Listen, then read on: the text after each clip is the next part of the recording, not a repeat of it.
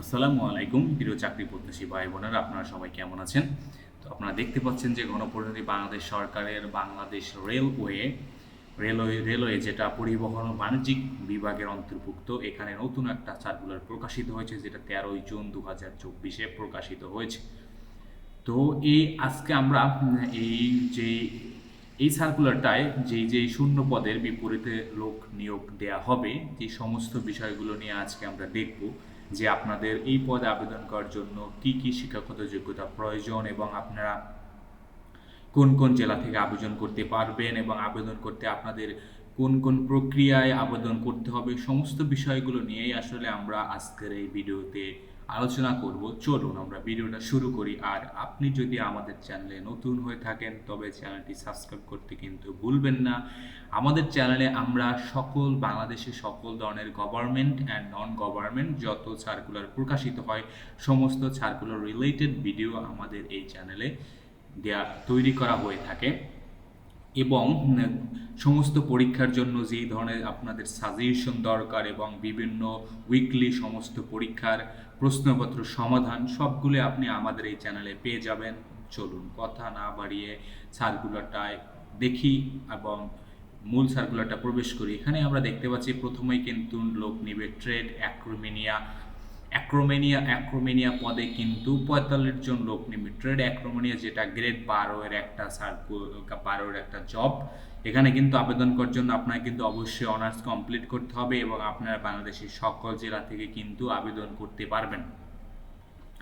এবং trade controller, এরপর লোক নেবে কিন্তু ট্রেড কন্ট্রোলার হিসেবে লোক নিবে। এখানে কিন্তু 12 জন লোক নিবে, না 27 জন লোক নিবে ট্রেড কন্ট্রোলারে। তো এখানে আবেদন করতে আপনারা কিন্তু 28 থেকে 30 বছর, এবং এখানেও কিন্তু আপনাকে অনার্স পাস করতে হবে। কিন্তু অনার্স থেকে দ্বিতীয় শ্রেণী বা সমমান সিজিপিএও থাকলেও কিন্তু আপনারা আবেদন করতে পারবেন। আমরা কিন্তু অনেক সময় দেখি যে অনেক চাকরিতে কিন্তু প্রথম শ্রেণী শুধু উল্লেখ করা থাকে, কিন্তু এখানে এরকমের কোনো উল্লেখ নেই। ট্রেড কন্ট্রোলার হিসেবে লোক নেবে কিন্তু নিতেছে কিন্তু 27 জন। এরপর নেবে কি ট্রাফিক অ্যাপ্রেন্টিস।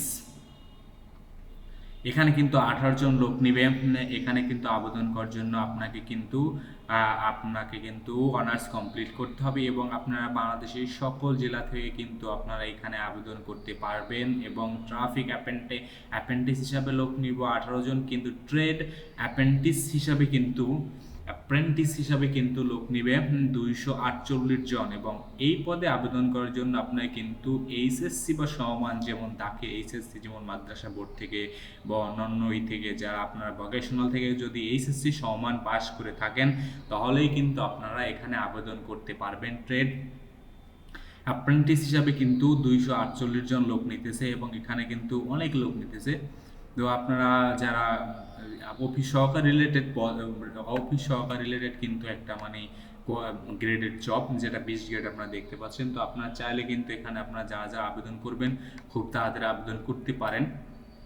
এবং আবেদনের কিন্তু আবেদন শুরুর সময়টা আপনাদেরকে বলে দিয়েছি। আবেদন শুরু হবে যে 1/7/2024 থেকে, মানে জুলাইয়ের 1 তারিখ থেকে আবেদন হবে, এবং আগস্টের 8 তারিখ পর্যন্ত কিন্তু আবেদনের সময় থাকবে। এবং আপনারা যারা আবেদন করবেন, আপনারা কিন্তু সরাসরি br.teletalk.com এই ওয়েবসাইটে গিয়ে আপনারা সরাসরি আবেদন করতে পারেন। আপনারা সরাসরি ওয়েবসাইটে যাবেন, এবং আপনারা এখানে গিয়ে আপনারা কিন্তু সরাসরি আবেদন করতে পারবেন br.teletalk.com। এবং এখানে আবেদন করছে আপনাকে কিন্তু উপরের মানে একদম শেষের যে পদটা আছে সেটার জন্য কিন্তু আপনাকে মানে হলো যে ট্রেড অ্যাপ্রেন্টিস পদে আবেদন করার জন্য আপনাকে কিন্তু 112 টাকা, মেবি 112 টাকা। এবং আপনাকে কিন্তু বাকি যে 3টা পদ আছে এগুলো কিন্তু 223 টাকা, আপনাকে আবেদন করার জন্য 223 টাকা জমা দিতে হবে। তো আপনারা যারা আবেদন করবেন তারা আবেদন করে ফেলেন। আবেদন করার পরে বাকি প্রসেসটা এখানেই বলা আছে কিভাবে আপনারা টাকা পে করবেন। তো আবেদন যেহেতু আগামী মাসের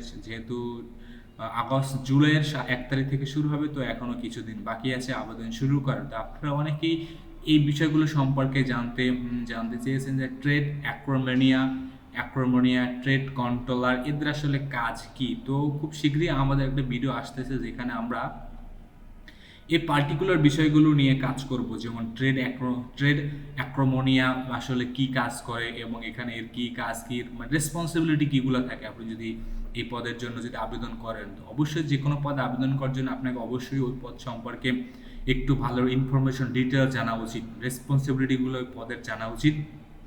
তারপরেই আমি মনে করি যে আপনাকে আবেদন করা উচিত। আপনি একটা পদে আবেদন করলেন কিন্তু ওই পদের যে জব রেসপন্সিবিলিটি যেটা সেটা সেটা আপনার সাথে যায় না, বা আপনি এটা এটা করতে পারবেন না, তাহলে আপনি যে আবেদন করলেন, আবেদনের আমার মনে হয় যে আবেদনে আপনার টাকাটাই কিন্তু একদম বৃথা।